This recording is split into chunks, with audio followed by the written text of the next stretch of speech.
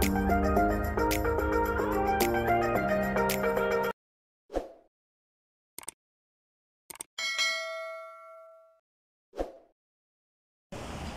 araw sa inyo mga ka-auto.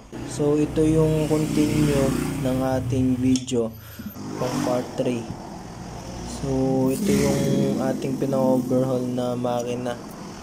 So dahil hindi niya natapos yung una, nagkamali ng kabit ng sigunyal. So pinaltan ito, kinalas na guys. So ngayon binubuo na uli niya. Ayan, ating mekaniko. So dito nilalagay na niya yung lining. Ayan. Tapos ito hinihigpitan na niya. Namin kahit isang andar pa lang itiro pa din. Sadya nang normal yun. Nilalagay na yung cover. Ayan. Tapos yung mga tornilyo naman. Tapos hihigpitan na din. Ayan.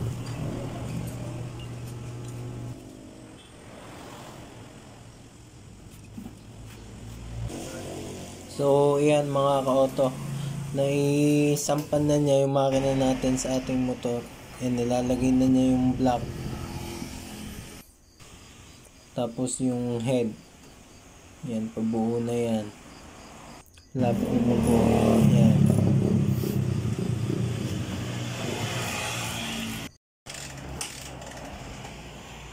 Tapos ngayon, pinapadyakan niya nung nabuo. Kung may ginagamit siyang aparato siyang compression test yata ang tawag dyan na yan.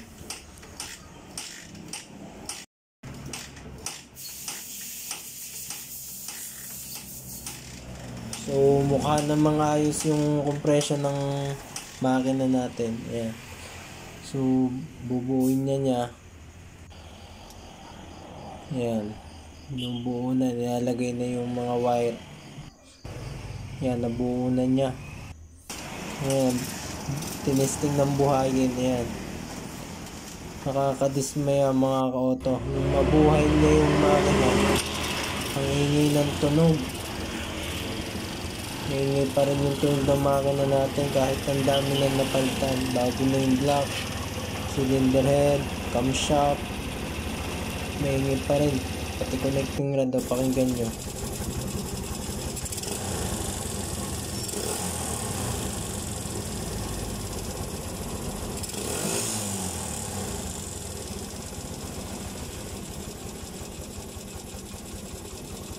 Parang wala pa siyang minor. Mababa ang minor niya.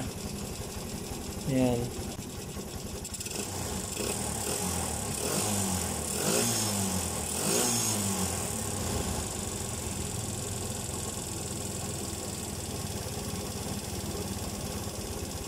Maingay na rin. Yung nagutok na yun. Ha? Ayun. Yung nabili. Oo, nagutok ka naman.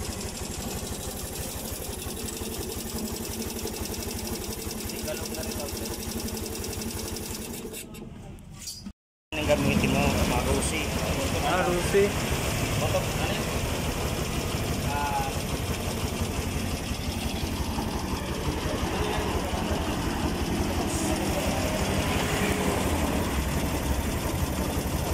Tatagal pa ba kaya, boss? Ha? Tatagal pa? Ako na